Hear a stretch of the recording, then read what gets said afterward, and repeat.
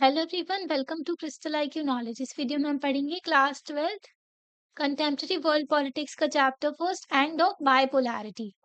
तो जो second world war के बाद में फर्स्ट वर्ल्ड वॉर हुई थी 1914 से लेकर के 1919 तक, ठीक है। फिर उसके बाद में जो है सेकेंड वर्ल्ड वॉर हुई थी 1939 से लेकर के 1945 तक। ओके, तो 1945 में जो है मेजर पावर्स निकल के आई थी, मतलब कि जो वर्ल्ड लेवल पे कई सारी कंट्रीज जो थी वो पावरफुल निकल के आई थी, जो कि जीती थी, है ना। तो यूएस हो गया, यूएसएसआर था उस टाइम पर, प्रेजेंट टाइम पर रशिया। तो यूएसएसआर किस तरीके से कोलैप्स हुआ, उसमें से कई सारी कंट्रीज निकली और सबसे बड़ी रशिया। और जो है फ्रांस था, ठीक है, और यूके था, है ना। तो ये मेजर पावरफुल कंट्रीज निकल के आई थी जिन्होंने जीत हासिल की थी, इनके पास में पावर्स थी। यूएस ने ना एटॉमिक बम बनाया और ये हिरोशिमा नागासाकी में डाला जापान ने। उस टाइम पर जापान जो है बहुत अग्रेसिव था। अगर ये एटॉमिक बम नहीं डालते तो जापान तो वैसे भी बहुत एक्सपेंड कर रहा था, ठीक है। तो इन्होंने जो है एटॉमिक बम बनाया और डाला जापान के ऊपर, ठीक है। तो यूएसएसआर को पता लगा, मतलब यूएसएसआर को पता भी नहीं था और इन्होंने जो है बॉम्ब बना लिया था, ठीक है। तो समझ में आ रहा था कि यूएस जो है अपने आप को सबसे पावरफुल कंट्री बनाना चाहता है वर्ल्ड की, है ना। तो उस टाइम पर जो है यूएसएसआर भी अलग आइडियोलॉजी, यूएस की अलग आइडियोलॉजी थी, ठीक है। यूएसए जो था कैपिटलिज्म फॉलो करता था और यूएसएसआर जो था कम्युनिज्म फॉलो करता था, ठीक है।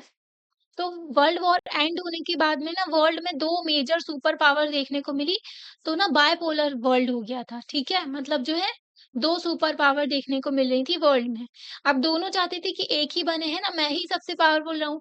यूएस में कैपिटलिज्म फॉलो किया जाता था जिसमें ना सबसे ज़्यादा फोकस होता था प्रॉफिट ओरिएंटेशन पे, ठीक है। मतलब प्रॉफिट होगा तो वही काम करते, बिज़नेसमैन वाली टेंडेंसी थी, ठीक है। जैसे यूएस में ना आज के टाइम पर देखो डोनाल्ड ट्रम्प है, तो वो जो है बिज़नेस माइंडेड है एकदम, है ना।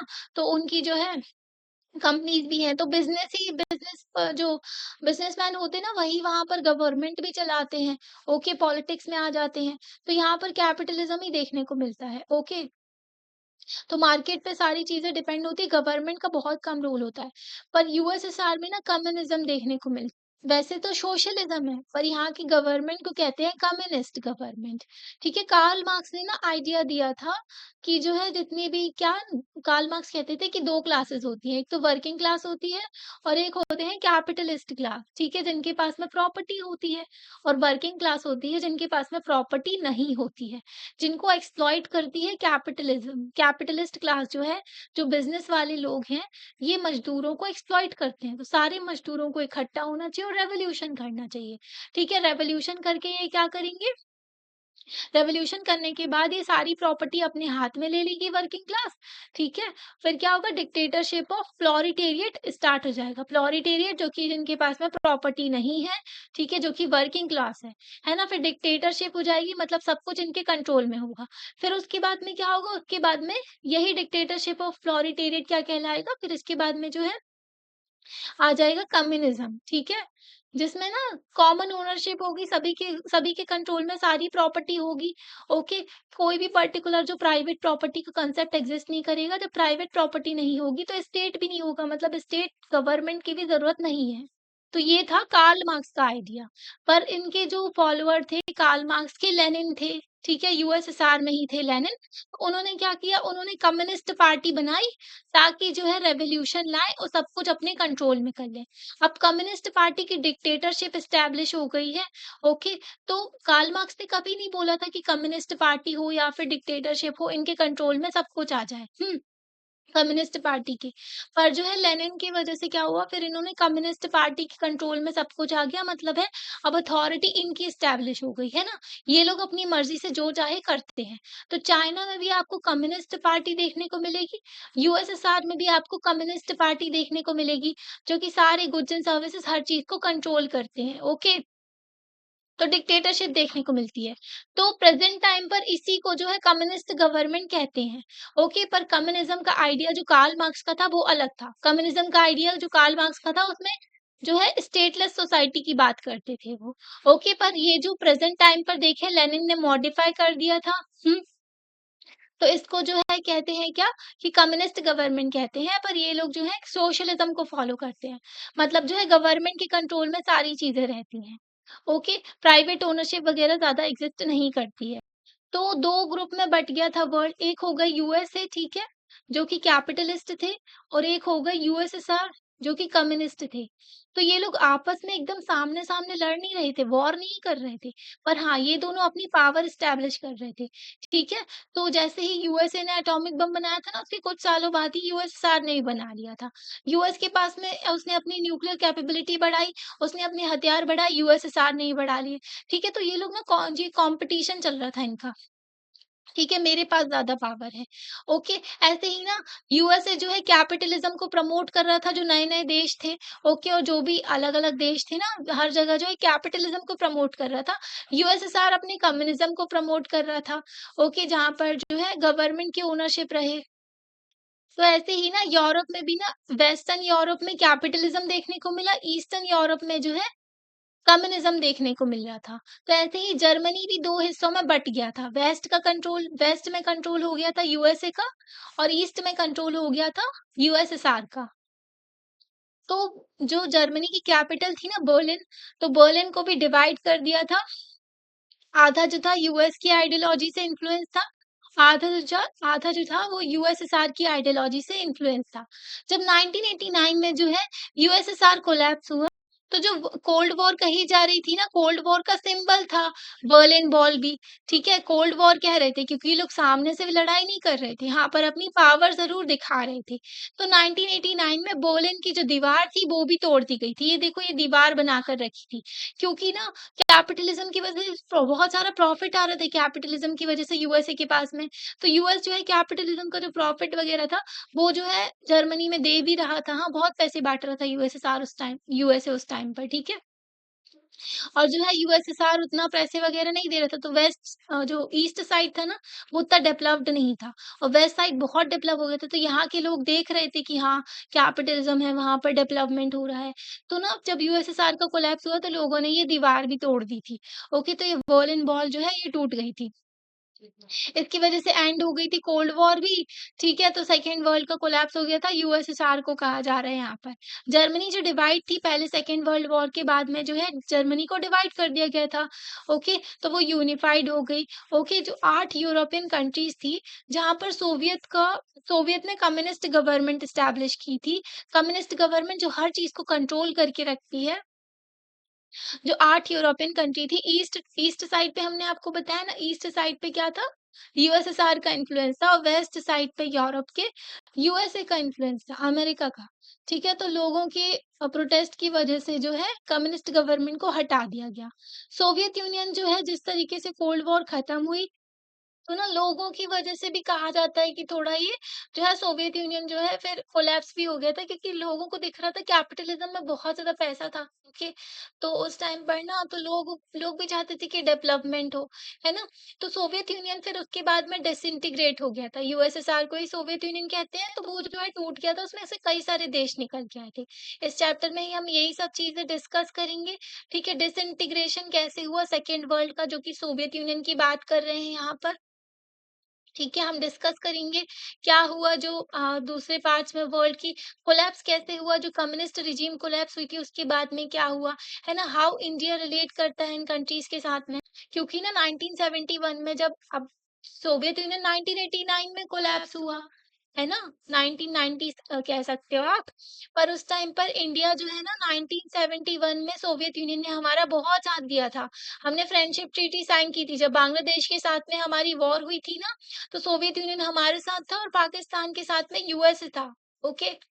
तो उस टाइम पर सोवियत यूनियन हमारा बहुत अच्छा फ्रेंड था, इसलिए जो है आज के टाइम पर रशिया भी बहुत अच्छा हमारा दोस्त देखने को मिलता है हमारे देश का। तो यहाँ पर जो इमेज दी हुई है ना, तो इसका एक्सप्लेन किया हुआ है, ठीक है? तो बर्लिन वॉल जो है, बर्लिन जो कैपिटल है जर्मनी की, तो वहाँ पर एक दीवार बनाई गई थी, जो कि डिवीज़न दिखाता था कैपिटलिस्ट एंड कम्युनिस्ट वर्ल्ड का, okay?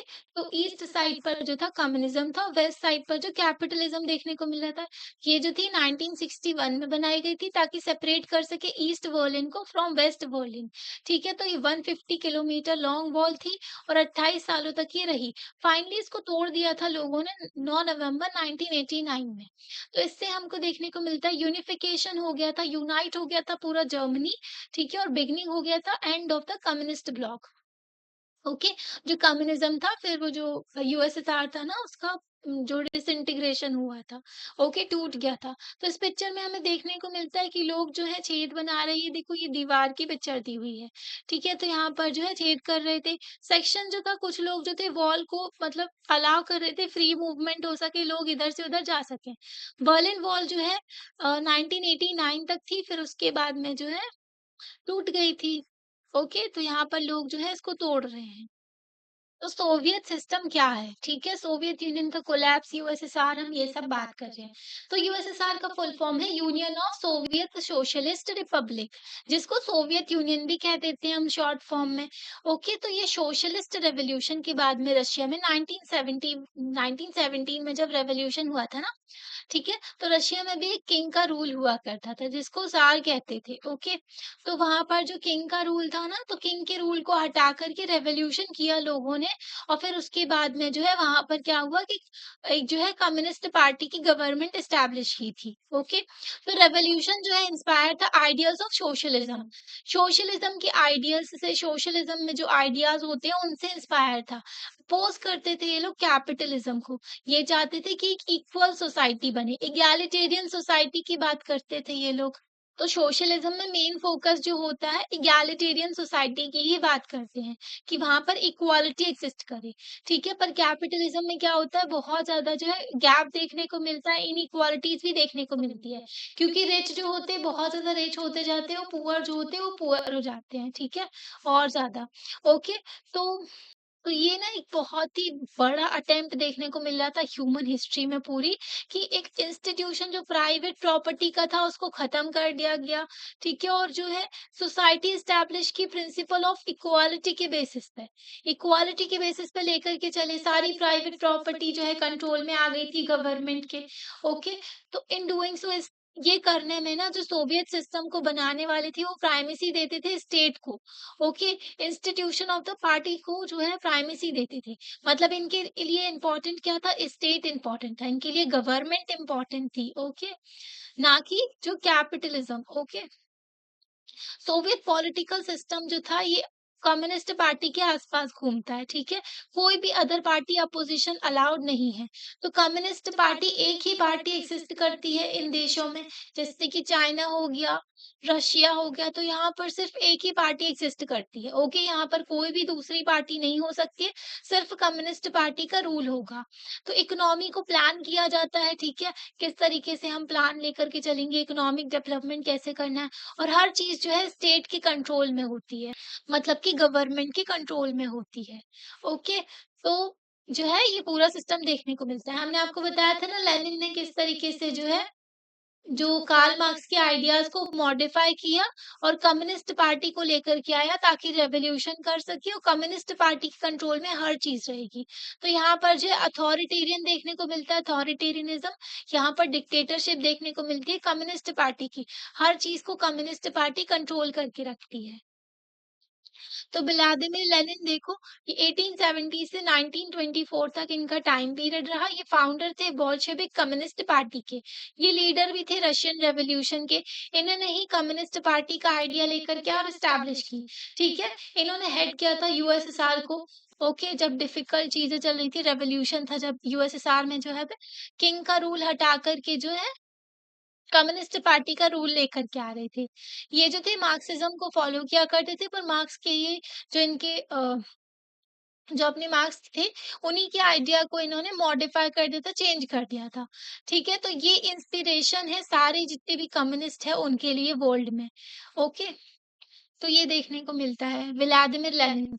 After second world war के बाद में ईस्ट यूरोपियन कंट्रीज़ जो थी, उसमें ना सोवियत आर्मी ने क्या किया, लिबरेट किया फ्रॉम फासिस्ट फोर्सेस।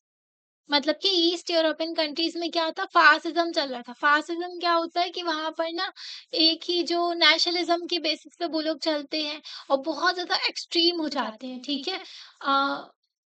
अथॉरिटेरियन देखने को मिलता है, वो भी वहाँ पर भी गवर्नमेंट मतलब कि पूरी अथॉरिटी रखती है, किसी को भी अपनी लाइफ फ्रीली जीने का अधिकार नहीं होता है, ओके? मतलब फ्रीडम वगैरह की बात ना करो आप, ओके? तो ईस्ट यूरोपियन कंट्रीज़ में ये फोर्सेस को हटा कर के यूएसएसआर ने उनको फ्री करवाया, ओके?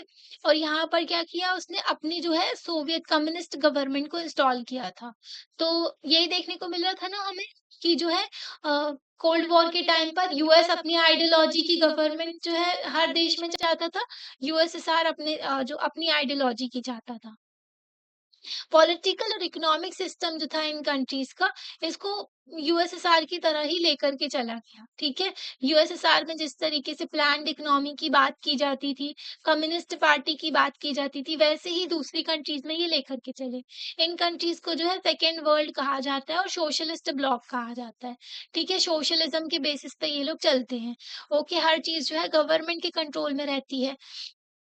वॉर्सो पैक्ट लाया गया, मिलिट्री अलायंस बनाई गई ताकि सब लोग साथ में रहे, ठीक है? यूएसएसआर इस ब्लॉक का लीडर था।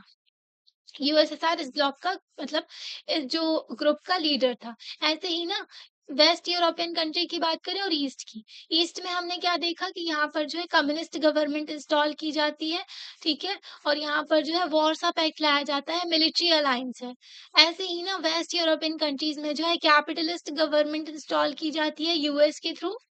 ओके, यूएस ये सब करवा रहा है, यहाँ पर यूएसएसआर करवा रहा था। और यहाँ पर क्या लाया गया? नाटो लाया गया, नॉर्थ अटलांटिक ट्रीटी ऑर्गेनाइजेशन, ठीक है? तो नाटो आज के टाइम पर भी एग्जिस्ट करता है, जिसको ज्वाइन करने के लिए यूक्रेन ने वॉर करवा दी, ओके? मतलब अ, यूक्रेन ज्वाइन करना चाहता था नाटो को, पर रशिया बोल रहा था तुम नाटो को ज्वाइन मत करो क्योंकि हमारी बाउंड्री के पास ही आके बैठ जाएगी नाटो, है ना? हमें सिक्योरिटी का इश्यू हो जाएगा, ओके? और नेटो का ये रूल होता है कि उनके किसी भी मेंबर पे अगर जो है अटैक होगा तो वो पूरे पूरे ग्रुप के ऊपर अटैक माना जाएगा। फिर सारी कंट्रीज मिलके उसको जवाब देंगी। ठीक है? तो यूएस की भी चाल थी ताकि जो है यूक्रेन को उलझा दिया जाए, रशिया को उलझा दिया जाए यूक्रेन के साथ में। ओके, क्योंकि जो है यूएस जो है रशिया का राइज़ बर्दाश्त नहीं कर सकता। हर कंट्री पावरफुल बनना चाहती है ना, तो इस टाइम पर यूएसए जो है चाइना से कम्पीट कर रहा है कि मतलब चाइना का राइज़ ना हो पाए ज़्यादा, क्योंकि चाइना उसको चैलेंज कर रहा है हर चीज़ में, है ना? तो ये देखने को मिलता है वर्ल्ड लेवल पे, ओके। तो यहाँ पर नेटो था, यहाँ पे नेटो के जैसे ही वॉर्सो पैक्ट था, आज के टाइम पर खत्म कर दिया गया क्योंकि यूएसएसआर ही कोलैप्स हो गया था। तो सेकंड वर्ल्ड वॉर के बाद में हमें 2 सुपर पावर देखने को मिलेंगी, यूएस और यूएसएसआर। तो सोवियत यूनियन भी एक ग्रेट पावर था। सोवियत इकोनॉमी जो थी अच्छी खासी डेवलप थी, ओके, वर्ल्ड में देखें तो, except for the US. US की भी इकोनॉमी अच्छी खासी डेवलप थी और यूएसएसआर की भी थी। तो यूएस में जो है अच्छे खासे कम्युनिकेशन नेटवर्क्स थे, वास्ट एनर्जी रिसोर्सेज थे। ओके, रशिया जो है वर्ल्ड का सबसे ज़्यादा ऑयल सप्लाई करता है।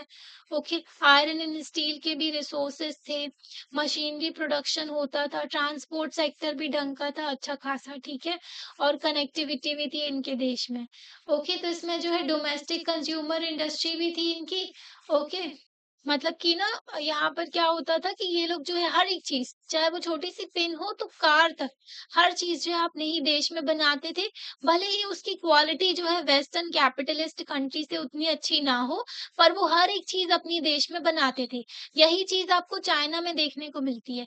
उनके देश में हर एक चीज का वर्जन खुद का मिलता है। ओके, छोटे से छोटा आइटम जो है वो चाइना का बना मिल जाता है। हमारे देश में फ़ोन वग़ैरह हम दूसरे वर्ल्ड में जो बनाए गए वहाँ पर यूज़ करते हैं, ओके, मतलब दूसरी कंट्रीज़ के। पर चाइना में जो है उनकी कंट्री का ही बनाया हुआ जो है हर चीज़ वो लोग यूज़ करते हैं। उनके यहाँ जो है जैसे कि हम जो है ऐप यूज़ करते हैं दूसरे देशों के, गूगल वग़ैरह हो गया, ठीक है, फ़ेसबुक, इंस्टाग्राम, ये सब दूसरे देश की कंपनी है, ठीक है, यूएस की कंपनी है। पर चाइना में देखो ना उनका खुद के सारे ये ऐप है, चैटिंग ऐप हो गए, सर्च इंजन हो गए।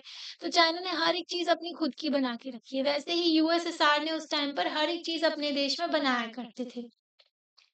सोवियत स्टेट जो है इंश्योर करते थे उस टाइम पर कि मिनिमम स्टैंडर्ड ऑफ लिविंग हर एक सिटीजन को मिले, ठीक है? कैपिटलिज्म में क्या होता है, हर एक सिटीजन पे उतना फोकस नहीं करते हैं, यहाँ पर प्रॉफिट पे फोकस करते हैं। पर जो है सोवियत यूनियन में इंश्योर करते थे कि हर एक सिटीजन को एक मिनिमम स्टैंडर्ड ऑफ लिविंग मिले, वो अच्छे से अपनी लाइफ को जी सकें।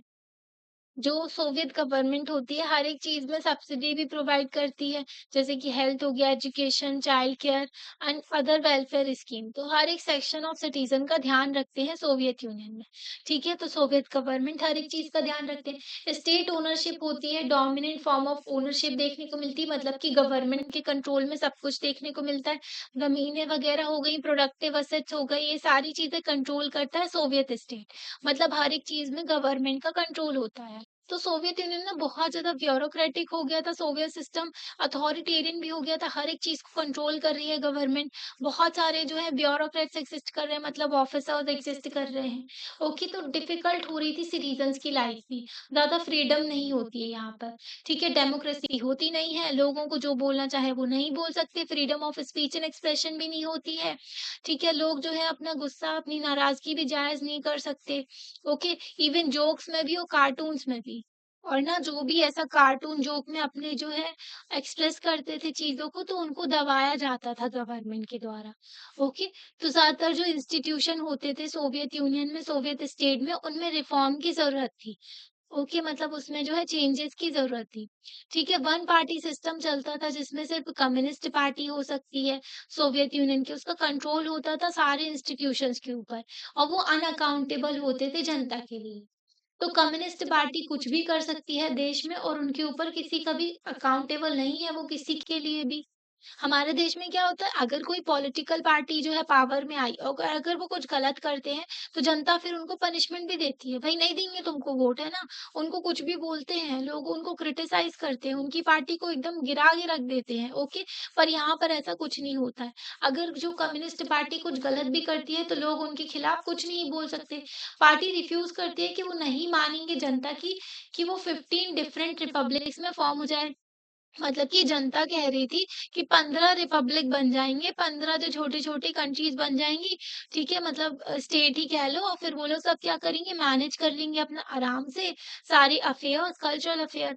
पर कम्युनिस्ट पार्टी ने इसको मना कर दिया था कि ऐसा नहीं होगा, ठीक है? पूरा एक ही देश रहेगा।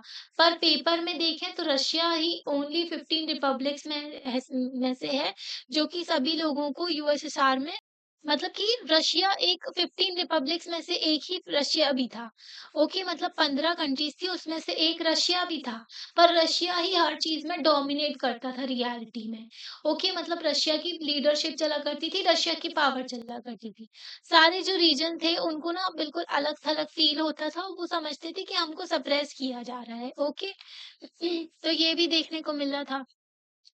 जब हथियारों की रेस चल रही थी, यूएसए बोल रहा था मैं ज़्यादा हथियार बनाऊँगा, यूएसए अपना चला रहा है, ठीक है? यूएसएसआर अपने हथियार बनाए जा रहा है, ठीक है? इनकी रेस चल रही थी।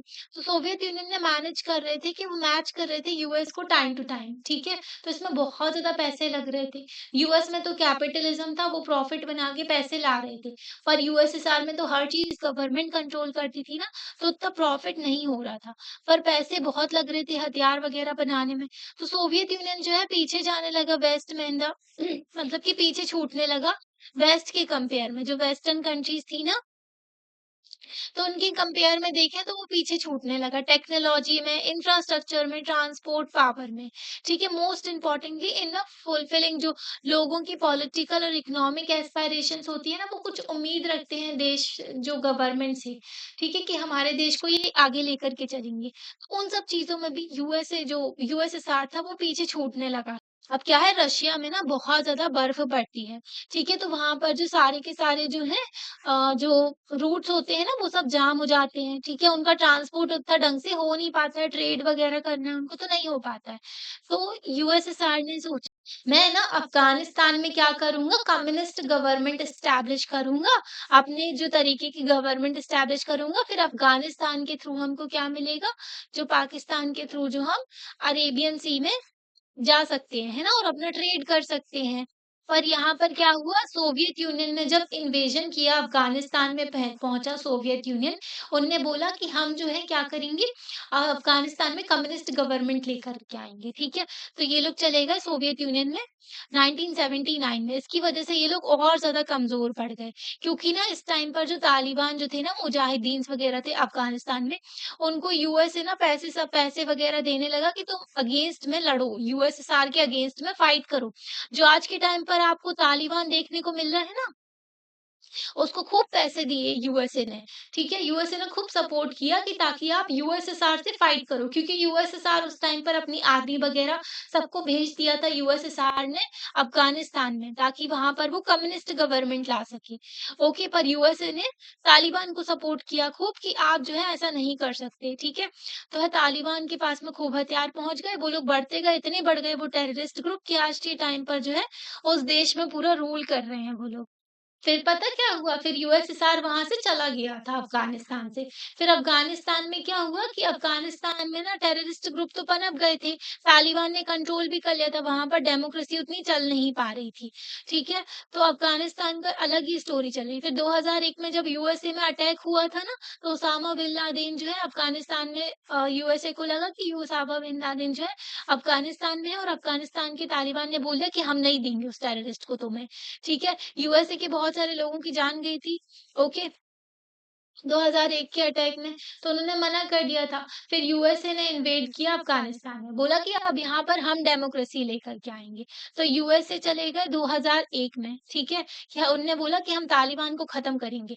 मतलब तालिबान जो साँप जिसको पाला था यूएसए ने, तो अब बोलता है कि उसी को हम ख़त्म करेंगे और अफ़गानिस्तान में डेमोक्रेसी लेकर के आएँगे। पर क्या हुआ? 2001 से लेकर के 2020 तक जो है यूएसए अपनी नाक रगड़ता रहा वहाँ पर वहाँ पर डेमोक्रेसी नहीं आ पाई और आखिर में जो है तालिबान के हाथों में ही सारी गवर्नमेंट की पावर छोड़ कर के यूएसए वहाँ पर बाहर निकल गया, ठीक है? 2020 में। तो आज के टाइम पर तालिबान का ही रूल है अफ़गानिस्तान में, जो कि हर एक रिसोर्सेज़ से कंट्रोल करते हैं और महिलाओं की ज़िंदगी जहन्नुम बना के रखी है उसने, ठीक है? तो वो भी देखने को मिलता है, टेररिस्ट ग्रुप है वो भी। ओके, तो अफ़गानिस्तान की ये सिचुएशन थी। तो फिर क्या हुआ कि और ज़्यादा जो है चीज़ें खराब होने लगी थी यूएसएसआर में, क्योंकि जो है बहुत ज़्यादा पैसे लग रहे थे उनके।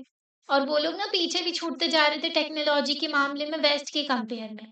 तो शॉर्टेज भी होने लगी थी कंज्यूमर गुड्स की, क्योंकि इनको अब हथियारों में भी पैसे ज़्यादा खर्च करने वाले थे, ठीक है? तो ये लोग क्या फूड इम्पोर्ट्स करने लगे, बढ़ने लगा इनका मतलब फूड जो है खाना ये लोग बाहर से खरीदने लगे। ओके, रशिया सबसे ज़्यादा जो है गेहूँ वग़ैरह भी उगाता है, ठीक है? तो ये लोग क्या कर रहे थे, फूड इम्पोर्ट कर रहे थे।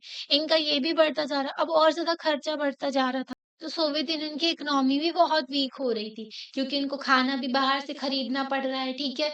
अब पैसे भी बहुत लग रहे हैं हथियार वग़ैरह बनाने में और वो लोग जो है उतना प्रॉफ़िट पे फ़ोकस करते नहीं है, सारे सिटीज़न्स का ध्यान रखना। उनकी इकोनॉमी जो है स्टैग्नेंट हो गई थी, एकदम रुक-सी गई थी, ठीक है? ग्रोथ वग़ैरह कुछ हो नहीं रही थी। अब जो है गोरबाचे एक लीडर थे, तो वो ना और डिसइंटीग्रेशन का प्लान लेकर के आए थे, ठीक है? तो मिखाइल गोर्बाचे जो थे, ठीक है? प्रोनंसिएशन अब आप जो है देख लेना, ठीक है? तो ना एक जनरल सेक्रेटरी थे कम्युनिस्ट पार्टी के सोवियत यूनियन में 1985 में।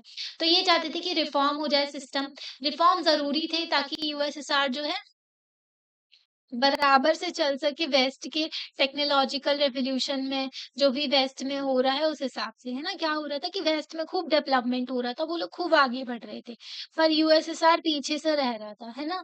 तो गोरबाचे चाहते थे कि हम रिफॉर्म करें चीज़ों को ताकि जो है हम भी आगे बढ़ सकें, है ना?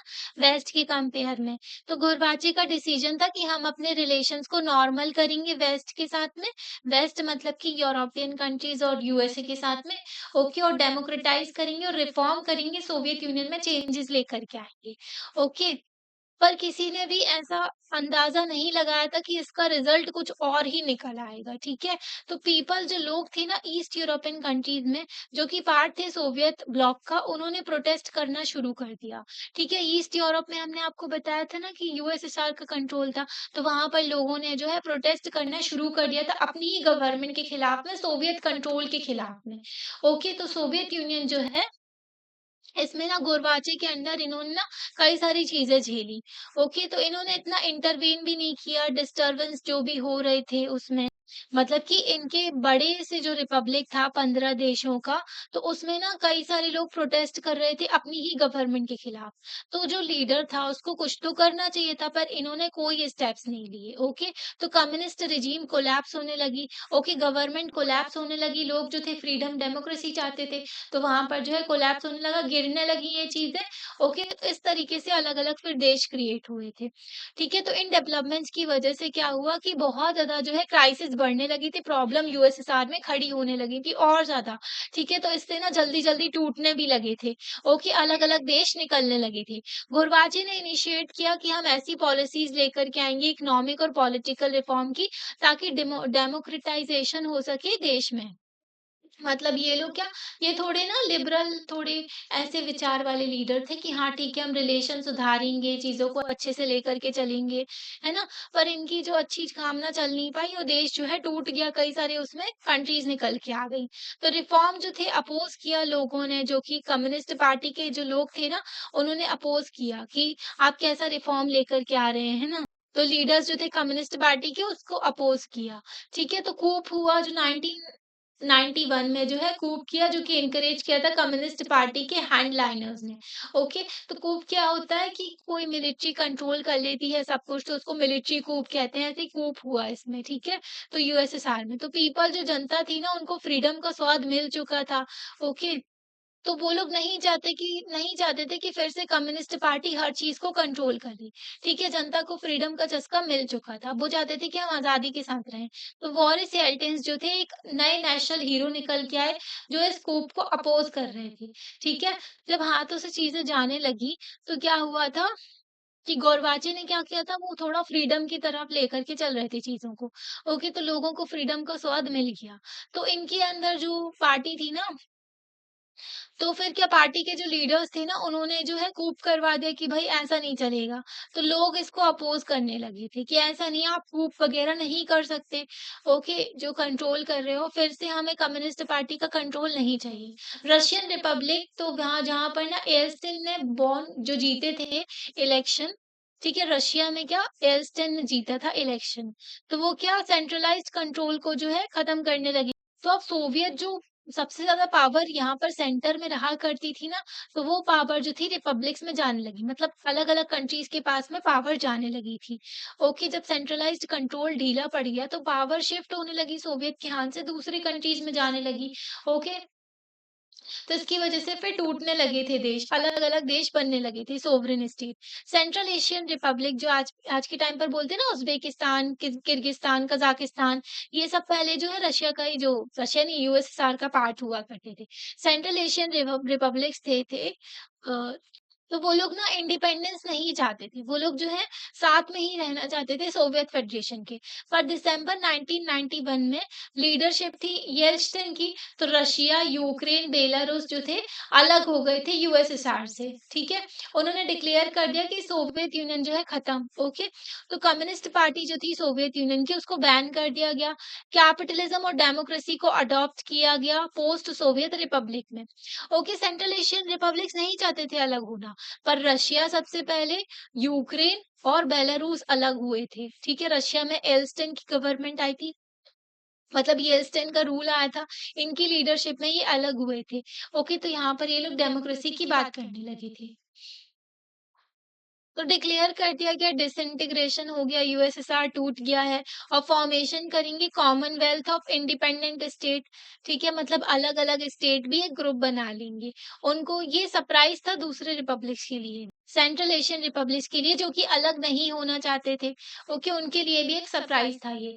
तो एक्सक्लूड कर दिया गया इन रिपब्लिक्स को, तो इस इश्यू को भी सॉल्व किया गया। जिन जिन स्टेट्स को छोड़ दिया गया था ना, इस इश्यू को भी फिर सॉल्व किया गया। रशिया जो था, उसने एक्सेप्ट किया कि वो सक्सेसर है सोवियत यूनियन का। तो यूएसएसआर के बाद में किसी कंट्री को जो जाना जाता है, तो ऐसा कहा जाता है कि रशिया ही लेगेसी लेकर के चल रहा है यूएसएसआर की, क्योंकि रशिया ही सबसे बड़ी कंट्री निकल के आया था यूएसएसआर के बाद में। ओके, तो इसने इनहेरिट की जो सोवियत यूनियन की सीट थी यूनाइटेड नेशन सिक्योरिटी काउंसिल में। आपको पता है ना, यूनाइटेड नेशन सिक्योरिटी काउंसिल होती है, जो कि कोई काम की नहीं है वैसे तो, सारी कंट्रीज़ अपने फ़ायदे में काम करती हैं, ठीक है? तो ये वर्ल्ड लेवल पे सिक्योरिटी बनाने का काम करते हैं, पर ऐसा कुछ करते नहीं है, सब अपने फ़ायदे पे काम करते हैं, ठीक है? तो इसमें ना 5 परमानेंट सीट्स होती हैं, जिसके 5 परमानेंट सीट में जो है यूएसए है, ठीक है? रशिया है, चाइना, फ्रांस है, ओके, और यूके है। तो रशिया को जो सीट मिली है ना यूएनएससी की, ये सीट मिली है सोवियत यूनियन की। सोवियत यूनियन की सीट जो है रशिया को दे दी गई थी। रशिया ने एक्सेप्ट किया सारी इंटरनेशनल ट्रीटी और जो भी कमिटमेंट्स थे ना सोवियत यूनियन के, वो सारे के सारे जो है इसने एक्सेप्ट किए कि हाँ ठीक है, हम लेकर के चलेंगे हर एक चीज़ को। इसलिए ना जो फ्रेंडशिप ट्रीटी हमने यूएसएसआर के साथ में साइन की थी ना, वो आज के टाइम पर जो है हम रशिया को अपना दोस्त मानते हैं, ठीक है?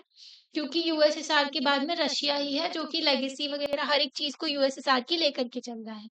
ओके, यही न्यूक्लियर स्टेट बने, ओके, पोस्ट सोवियत स्पेस में। मतलब कि न्यूक्लियर वेपन वगैरह भी सब इन्हीं के पास थे, जो कि यूएसएसआर ने उस टाइम पर बनाए थे। ओके, और न्यूक्लियर डिसआर्मामेंट भी किया इन्होंने यूएसए के साथ में, मतलब जो है न्यूक्लियर हथियार उस टाइम पर हज़ारों में थे, 15-16 हज़ार उस टाइम पर वर्ल्ड में हो गए थे। फिर जो है इनको कम किया गया, तो आज के टाइम पर तो कम है पर हैं। ओके, तो ओल्ड सोवियत यूनियन जो था उसको खत्म कर दिया गया और उसको दफना दिया गया। अब सोवियत यूनियन डिसइंटीग्रेट हुआ क्यों? Why did the Soviet union disintegrate? टूटा क्यों सोवियत यूनियन जो इतनी बड़ा ग्रुप था कंट्रीज का? ओके, तो second most powerful country world में यूएसए के बाद में वो डिसइंटीग्रेट कैसे हो गई? तो ये क्वेश्चन जो था पूछने लायक तो था ही है ना। मतलब ऐसे कैसे हो गया, ऐसे कैसे टूट गया, एंड कैसे हो गया कम्युनिज्म का? ओके, फर्स्ट, तो ऐसा नहीं है कि पहली कंट्री है जो कि टूट रही है या फिर आखिरी कंट्री है जो टूट रही है, पर हाँ, हमें जानने की कोशिश तो करनी चाहिए ऐसा हुआ क्यों, है ना? तो यूनिक फीचर रहे हैं सोवियत कोलैप्स की कि ऐसा क्यों हुआ। There are more general lessons भी देखने को मिलते हैं हमको जो हम इससे देख सकते हैं कि जैसे कि लीडरशिप का भी हम देख सकते हैं, तो कई सारी चीज़ें अभी पढ़ रहे हैं। तो कोई डाउट नहीं है इसमें कि इंटरनल वीकनेस देखने को मिली थी Soviet political and economic institution में। अंदर से वीक पड़ गए थे ना, ठीक है? अगर घर में सभी लोग साथ में रहते हैं, तो बाहर वाले से फाइट कर सकते हैं, पर घर में ही आपस में भाई-भाई लड़ रहे हैं, तो बाहर वाले से क्या ही फाइट कर लेंगे, है ना? बाहर वाला और तुम्हें चार चपेट मार के चला जाएगा। तो सोवियत यूनियन का ना पॉलिटिकल और इकोनॉमिक इंस्टीट्यूशन ही वीक हो गए थे, ठीक है? ये लोगों के एस्पिरेशंस को डील नहीं कर पा रहे थे, ठीक है? इनको बहुत सारा बर्डन भी देखने को मिल रहा था। एक तो आर्म्स रेस में इन्वॉल्व थे, है ना? बहुत सारे हथियार बनाने, उसके लिए भी पैसे लग रहे हैं, है ना? लोगों को भी लेकर के चलना, ओके? तो इन सब चीज़ों की वजह से कोलैप्स हुआ सिस्टम। इकोनॉमिक स्टैग्नेशन देखने को मिल रहा था, इकोनॉमी बिल्कुल ग्रोथ नहीं हो रही थी कई सालों तक, ओके? कंज्यूमर शॉर्टेज देखने लोग सामान ही नहीं कर रहे, सामान नहीं खरीदेंगे तो फिर सामान बनाएगा कौन, है ना? जब ये सब हो ही नहीं रहा तो एम्प्लॉयमेंट नहीं मिल रही, लोगों को काम ही नहीं मिल रहा, तो बहुत सारी चीज़ें हो रही थी साथ में। तो कम कंज्यूमर शॉर्टेज भी हो गई थी। ओके, बहुत सारे लोग जो थे सोवियत सोसाइटी में जो सेक्शन था वो डाउट क्वेश्चन आ रहे थे उनके दिमाग में भी जो ये सब चल रहा था, है ना? इकोनॉमी कैसी चल रही है देश की, है ना? सवाल तो उठेगा क्योंकि ग्रोथ भी नहीं हो रही है, दूसरे देश की ग्रोथ हो रही है ना? तो क्यों भला ये सिस्टम ऐसे जो इतना कमज़ोर पड़ गया और इकोनॉमी हमारी रुक सी क्यों गई थी यूएसएसआर की उस टाइम पर? तो इसका आंसर ना पार्शियली क्लियर है, उतना क्लियर नहीं है। सोवियत इकोनॉमी जो है उस टाइम पर उसके रिसोर्सेज़ जो थे, जो भी पैसा वग़ैरह लग रहा था, मेंटेन करने में जा रहा था न्यूक्लियर एंड मिलिट्री आर्सेनल में। ओके, डेवलपमेंट करने में सैटेलाइट्स में जो ईस्टर्न यूरोपियन कंट्रीज़ हैं, सैटेलाइट स्टेट जो थे, ठीक है? जैसे यूएसएसआर जो सपोर्ट कर रहा था वेस्टर्न यूरोपियन कंट्रीज़ को, वैसे ही यूएसएसआर सॉरी सॉरी यूएसए जो कंट्रोल कर रहा था वेस्टर्न यूरोपियन कंट्रीज़ को, वैसे ही ना यूएसएसआर सपोर्ट कर रहा था ईस्टर्न यूरोपियन कंट्रीज को, जो कि उसके सैटेलाइट स्टेट थे। तो इनको भी पैसे बाँटना है, न्यूक्लियर कैपेबिलिटीज़ भी अपनी बढ़ानी है, हथियार भी रखने हैं, जैसे यूएसए अपने हथियार बढ़ा रहा है, वैसे हमें भी बढ़ाने हैं। तो इन सब चीज़ों में पैसे तो लगते हैं ना, तो जो सोवियत सिस्टम था, 5 सेंट्रल एशियन रिपब्लिक थे, उनको भी लेकर के चलना, उनको भी पैसे बाँटना, है ना? उनकी भी ग्रोथ लेकर के चलना, तो बहुत बर्डन पड़ रहा था। इसकी वजह से इकोनॉमिक बर्डन बहुत ज़्यादा बढ़ गया था, बहुत ज़्यादा खर्चा हो रहा था, जिसको डील नहीं कर पा रहे थे वो लोग। यूएसए डील कर पा रहा था क्योंकि वो प्रॉफिट ओरिएंटेड काम करते हैं, वहाँ पर कैपिटलिज़्म था। पर यूएसएसआर में उतनी चीज़ें नहीं हो पा रही थी।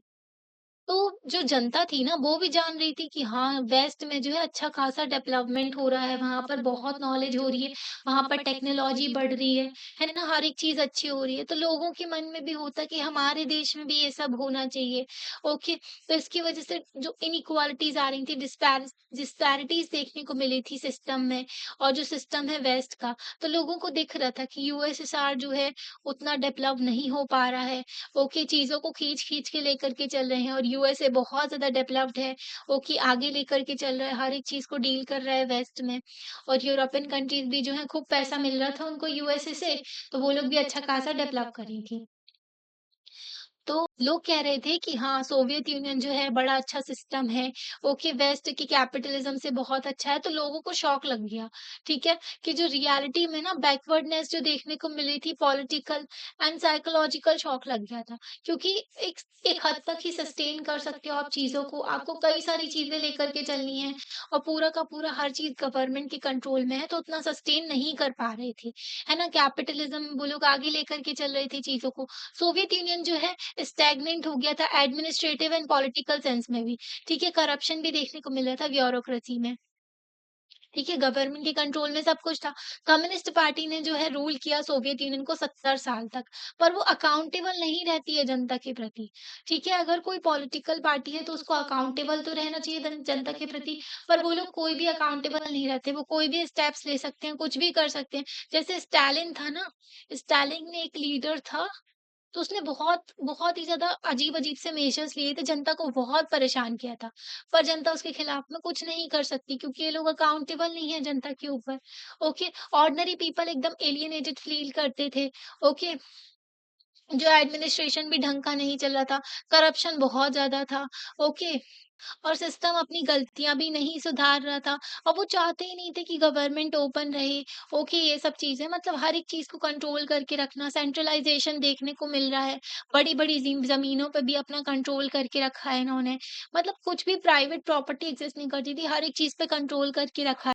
जो पार्टी में जो ब्यूरोक्रेट्स थे, जो ऑफिसर्स वगैरह थे, उनको खूब प्रिविलेजेस मिलते थे, खूब एन्जॉय करते थे और ऑर्डिनरी सिटीज़न कुछ नहीं, है ना? मतलब गवर्नमेंट जॉब वाले मज़े ले रहे हैं सारे के सारे, ठीक है? लोग जो थे, तो उनको पसंद नहीं आ रही थी चीज़ें ये गवर्नमेंट की, ओके? तो लोग जो है अब सपोर्ट करना इसको बंद कर चुके थे, सोवियत यूनियन को।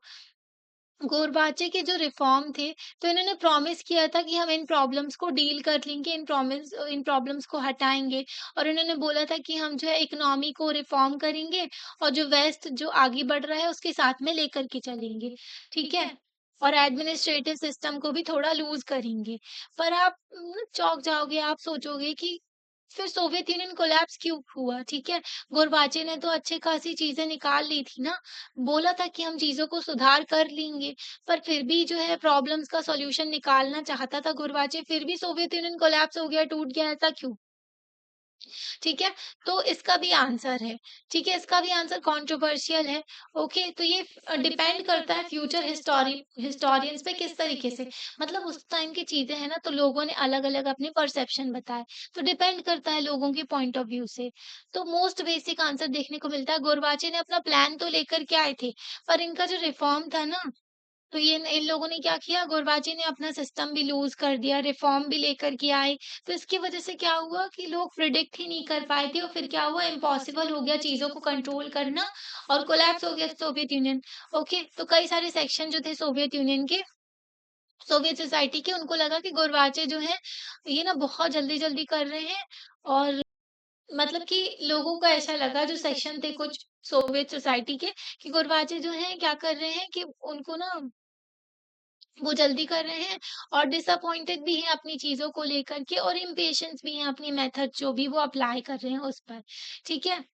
तो जैसा उन्होंने सोचा था ना कि इससे बेनिफिट होगा, हम देश को लेकर के चल पाएँगे, पर ऐसा कुछ भी नहीं हुआ, ठीक है? बहुत धीरे-धीरे बेनिफिट हुआ, बहुत स्लोली, ओके? स्पेशली जो मेंबर्स थे ना, कम्युनिस्ट पार्टी के मेंबर थे, उनको ना ये सब ठीक नहीं लगा। तो उनका एकदम अपोज़िट व्यू आ गया था कि ये कर ही क्या रहे हैं ये इंसान, है ना? तो उनको लगा कि ये पावर, प्रिविलेजेस जो हैं ख़त्म हो रही हैं, गुरबाज़ी जो हैं बहुत जल्दी कर रहे हैं, ओके? तो टग ऑफ वॉर शुरू हो गई थी, गुरबाज़ी को सपोर्ट मिलना ख़त्म हो गया था सारे साइड से और डिवाइड हो गए थे पब्लिक ओपिनियंस, मतलब लोगों के भी अलग-अलग व्यूज़ हो गए थे। तो जो उनके साथ थे ना लोग, उनको भी अच्छा नहीं लग रहा था, ठीक है? कि क्योंकि ना वो लोग अपनी ही पॉलिसीज़ को भी जो है डिफेंड नहीं कर पा रहे थे, ठीक है? मतलब इन्होंने प्लान तो अच्छा बनाया था पर एग्ज़ीक्यूट नहीं कर पाए या फिर जो है प्लान ही खराब था, तो कुछ भी कह सकते हैं, ओके? तो ये सब हुआ ना, तो इसकी वज़ह से कोलैप्स हो गया था सोवियत यूनियन का। हो सकता है इनकी टाइमिंग गलत हो। ओके, जिस टाइम पर इकोनॉमी डिक्लाइन हो रही है, पैसे बहुत ज़्यादा खर्च हो रहे हैं, उस टाइम पर आप और ज़्यादा फ्रीडम दे रहे हो, तो फिर देश तो अलग होंगे ही ना। तो ये डेवलपमेंट तो हुआ ही, उसके साथ-साथ एक और चीज़ थी जो लोगों को मतलब शॉक में डाल दिया, लोग सरप्राइज़ हो गए थे, क्योंकि नेशनलिज़्म बढ़ने लगा था और डिज़ायर थी, लोग जो थे आज़ादी चाहते थे, सोवरेनिटी चाहते थे, हम सारे डिसीज़न अपने खुद के लें, ठीक है? कई सारे रिपब्लिक्स थे, जैसे कि रशिया हो गया, बाल्टिक कंट्रीज़ हो गए, एस्टोनिया, लैटविया, लिथुआनिया, ठीक है? यूक्रेन, जॉर्जिया, तो ये सब ना अपना सोवरेनिटी चाहते थे कि हम अपने सारे डिसीज़न खुद से लें, ओके? फिर इससे क्या हुआ, फिर देखने को मिला, ये इमीडिएट कॉज़ था जिसकी वज़ह से डिसइंटीग्रेशन देखने को मिला यूएसएसआर का।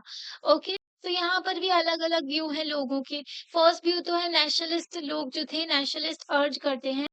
तो नेशनलिस्ट थे और उनकी फीलिंग्स थी, तो वो पूरी हिस्ट्री में रही है सोवियत यूनियन की। ओके, लोगों के अंदर ये भरा हुआ है। तो चाहे रिफ़ॉर्म होते या ना होते, गोरबाचे भले ही रिफ़ॉर्म ना करते, फिर भी इंटरनल स्ट्रगल था सोवियत यूनियन में, जिसकी वज़ह से वो कोलैप्स हो जाता। तो ऐसा भी ये कहते हैं कुछ लोग, ठीक है? तो ये तो हमने हिस्ट्री का अंदाज़ा लगाया कि हिस्ट्री में ही ये सब देखने को मिल रहा है। ओके, स्ट्रगल था, नेशनलिज़्म की फीलिंग भी थी, सोवरेनिटी चाहते थे लोग। ओके, बट ये गलत भी नहीं है सोचना कि साइज़ और डाइवर्सिटी जो थी सोवियत यूनियन में, और जो इंटरनल प्रॉब्लम्स बढ़ती जा रही थी ना कंट्री में, तो वो भी देखना ज़रूरी है ना? तो उन प्रॉब्लम्स की वजह से भी। दूसरे लोग सोचते हैं कि गोरबाचे के जो रिफ़ॉर्म थे, उन्होंने बहुत ज़्यादा स्पीड बढ़ा दी थी और ज़्यादा इंक्रीज़ कर दिया था, जो नेशनलिस्ट डिससैटिस्फैक्शन था ना, जिसको गवर्नमेंट भी कंट्रोल नहीं कर पाए और रूलर्स भी कंट्रोल नहीं कर पाए। ओके, तो कोल्ड वॉर के टाइम पर ना नेशनलिस्ट जो थे, मतलब कि कोल्ड वॉर के टाइम पर नेशनलिस्ट जो बहुत ज़्यादा मूवमेंट चल रहा था, वो सब ना सेंट्रल एशियन रिपब्लिक्स में बहुत ज़्यादा था। क्योंकि central Asian Republic religious term में भी और एथनिक टर्म में भी देखें तो अलग थी। सेंट्रल एशियन रिपब्लिक्स में जो है मुस्लिम्स रहा करते हैं ना, और जो अगर रशिया की बात करें वहाँ पर क्रिश्चियंस हैं ज़्यादातर। ओके, तो यहाँ पर अगर देखें तो कई सारे सेंट्रल एशियन रिपब्लिक्स में जो है नेशनैलिटी जो बहुत ज़्यादा जो है नेशनलिज़्म का चीज़ें बढ़ रही थी उस टाइम पर, कोल्ड वॉर के टाइम पर, ठीक है? इकोनॉमिक बैकवर्डनेस भी बहुत ज़्यादा थी, मतलब पिछड़े हुए भी थे ये। जैसे ही चीज़ें बदली फिर उसके बाद में ना नेशनलिस्ट डिससैटिस्फैक्शन जो था सोवियत यूनियन के साथ में, वो यूरोपियन के साथ में बढ़ गया। मतलब बाद में ये चीज़ें सेटल हो गई थी सेंट्रल एशियन रिपब्लिक्स में, पर यूरोपियन जो कंट्रीज़ थी, ईस्ट यूरोपियन कंट्रीज़ जैसे कि रशिया वगैरह हो गई, बाल्टिक हो गई, यूक्रेन हो गई और जॉर्जिया जो थी, यहाँ पर ज़्यादा बढ़ने लगा, ठीक है? जो 1989 के तहत जो है, उस टाइम पर जो है यहाँ पर नेशनलिस्ट सेंटिमेंट्स बढ़ने लगे थे फिर। ओके, ऑर्डिनरी पीपल जो थे वो ना एलियनेटेड फील कर रहे थे सेंट्रल एशियन से।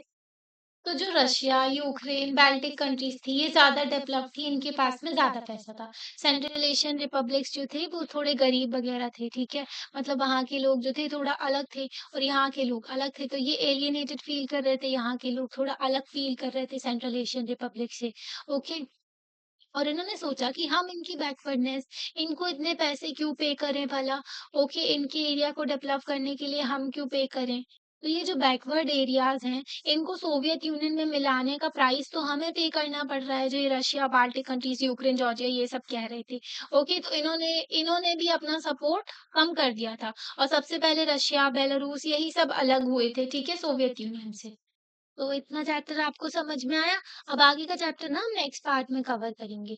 आपको लेक्चर कैसा लगता है आप लाइक करके बता सकते हो, चैनल को सब्सक्राइब कर सकते हो, अपने फ्रेंड्स के साथ में शेयर कर सकते हो। Thank you.